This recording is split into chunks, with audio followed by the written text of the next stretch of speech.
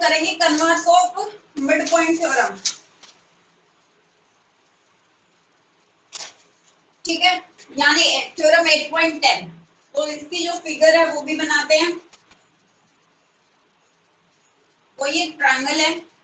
अब दोनों में आप डिफरेंस देखना कि क्या डिफरेंस है। कंस्ट्रक्शन भी मैं पहले ही कर देती हूँ। ठीक है, ये हमारी कन्वर्स ऑफ थ्योरम है। उसके बाद 8.10 भी बोल सकते हैं and converse of mid point theorem. ठीक है, या आप एमपीटी बोल सकते हो, mid point theorem, empty. Statement क्या है वो देखिए। सबसे पहले हम वैसे ही समझ लेते हैं कि इसकी स्टेटमेंट हमारे पास क्या है। ठीक है, इसकी स्टेटमेंट हमारे पास क्या है ये देखिए, फिर दोनों में डिफरेंस समझेंगे कि मिड पॉइंट और कन्वर्स ऑफ मिड पॉइंट में क्या डिफरेंस है। इसकी जो स्टेटमेंट है वो हमारे पास क्या कह रही है कि हमारे पास कोई एक लाइन सेगमेंट है डी। ठीक है, जहां पर डी है वो एबी का मिड पॉइंट है एंड जो डी है वो हमारा पैरेलल है बीसी के। तो हमें प्रूव करना है कि जो ई पॉइंट है ना वो भी हमारा एसी का मिड पॉइंट है। ठीक है, ये इसकी स्टेटमेंट है कि हमारे पास कोई एक लाइन सेगमेंट है जहां उसका एक पॉइंट एक साइड से हमारा मिड पॉइंट है, किसी भी ट्रायंगल की एक साइड का वो मिड पॉइंट है। ठीक है, तो डी है वो ए बी का मिड पॉइंट है एंड जो लाइन सेगमेंट बना है वो हमारी जो थर्ड साइड है उसके पैरेलल है। और हमें प्रूव करना है कि जो हमारी लाइन सेगमेंट थी उसका जो दूसरा पॉइंट था तो वो दूसरी साइड पर भी मिड पॉइंट है। ये चीज हमें प्रूव करनी है। तो इसमें हमें गिवन क्या क्या है कि जो डी है वो पैरेलल है बीसी के एंड डी है वो एबी का मिड पॉइंट है। और प्रूव क्या करना है कि E is the mid point of AC, यानी एई को हमें एसी के इक्वल शो करना है। तो अब इन दोनों में डिफरेंस क्या है हमारे पास। जो मिड पॉइंट थ्योरम थी उसमें क्या था कि जो डी को बीसी के पैरेलल हमें दिखाना था। ठीक है, और कन्वर्स में ये हमें गिवन है। मिड पॉइंट थ्योरम में क्या था कि जो डी है वो एबी का मिड पॉइंट है एंड ई है वो एसी का मिड पॉइंट है। बट कन्वर्स में क्या है, सिर्फ एक पॉइंट है एक साइड का मिड पॉइंट, और दूसरे वाले पॉइंट को हमें प्रूव करना है कि वो मिड पॉइंट है अनदर साइड का। समझ में आया दोनों में डिफरेंस कि मिड पॉइंट और कन्वर्स में क्या है। मिड में हमें इनको पैरेलल शो करना था, लेकिन कन्वर्स के अंदर हमें गिवन है और सिर्फ एक पॉइंट हमारा गिवन है। जब हम क्वेश्चंस करेंगे, अप्लाई करेंगे हम क्वेश्चंस, तब हमें पता होना चाहिए कि किस क्वेश्चन पे हमारी कौन सी थ्योरम लग रही है, कि कहाँ मिड पॉइंट थ्योरम लग रही है, कहाँ कन्वर्स। तो वो क्वेश्चन की स्टेटमेंट को पढ़कर समझ में आएगा कि आपको गिवन क्या है। अगर आपको गिवन है कि D parallel to BC and D is the mid point of AB, तो आपको ऑब्वियसली आपको पता चल जाएगा कि यहाँ पर कन्वर्स यूज हो रहा है। ठीक है, तो इस तरह से आपको करना है।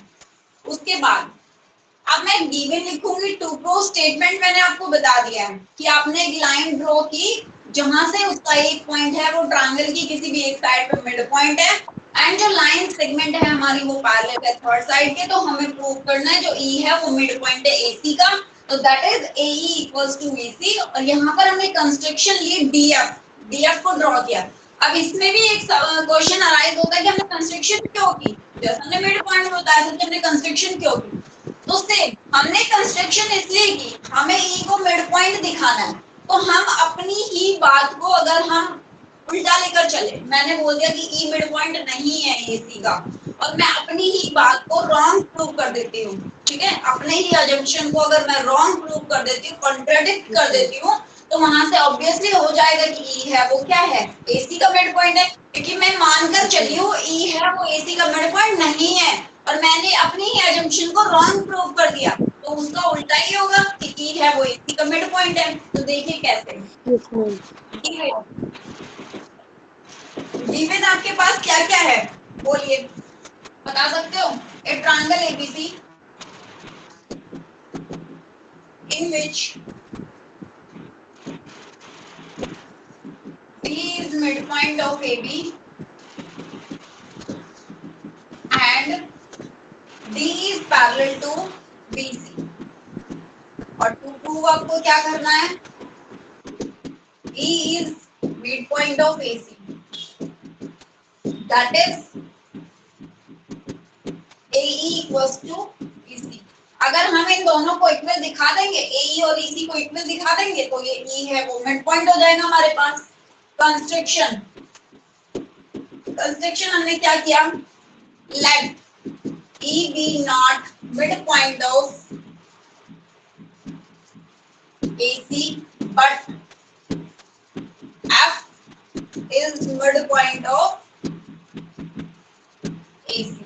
कंस्ट्रक्शन में मैंने किया कि जो E है वो AC का मिड पॉइंट नहीं है, ठीक है, और जो F पॉइंट है वो है AC का मिड पॉइंट। तो अगर अब मैं अपनी है अजम्पशन को गलत प्रूव कर देती हूँ तो मेरा E है वो मिड पॉइंट हो जाएगा। तो देखिए कैसे प्रूफ,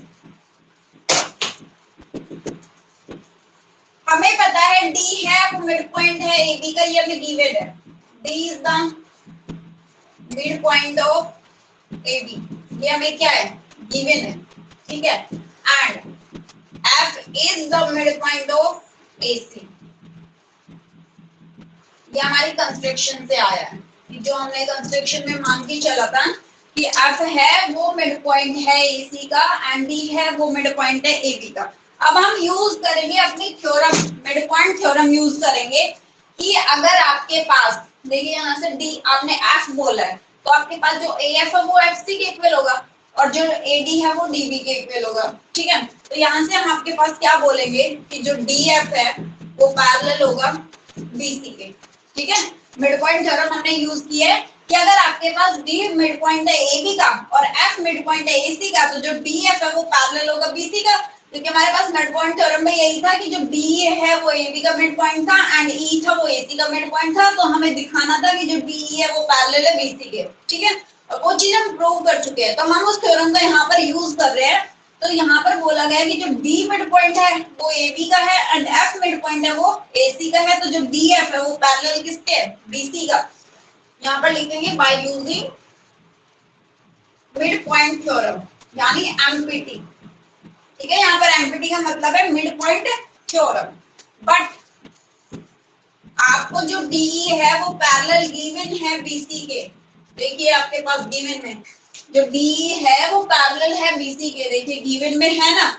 अब आप देखोगे कि कोई भी दो अलग अलग लाइन अलग अलग डायरेक्शन में जा रही है तो वो किसी एक के सेम कैसे हो सकती है, किसी एक के इक्वल या पैरेलल कैसे हो सकती है, आप मेरे को ये बताओ, ठीक है।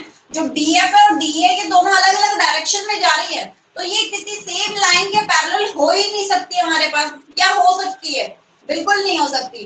तो ये पैरेलल, ये दोनों एक के लाइन के पैरेलल कब होंगी, जब जो हमारा F पॉइंट है वो मूव होकर पॉइंट E पर आ जाए या जो E पॉइंट है वो मूव होकर F पॉइंट पर आ जाए, तो दोनों लाइन कोइंसाइड करेंगी तब ये पैरेलल बोल सकते हैं हम BC के हैं। बट फिलहाल अभी हम इनको पैरेलल नहीं बोल सकते क्योंकि जब ये दो लाइनें अलग अलग डायरेक्शन में जा रही हैं तो ये सेम लाइन के पैरेलल हो ही नहीं सकती। तो यहां से हम क्या लिखेंगे, therefore this is contradiction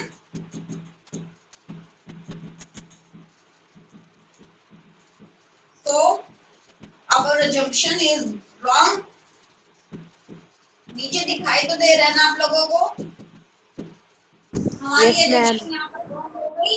तो हमारी assumption हम मानकर क्या चले थे कि E है वो मिड पॉइंट नहीं है AC का, तो वो हमने wrong प्रूव कर दिया। तो क्या हो गया, क्या बोल सकते हैं कि hence E is midpoint of AC, और यही हमें क्या करना था, प्रूव करना था। तो अब ये भी लिख सकते हैं कि जो AE है वो AC के इक्वल भी है, ठीक है। बाकी हमें यही प्रूव करना था कन्वर्स में कि जो E है वो मिड पॉइंट है AC का।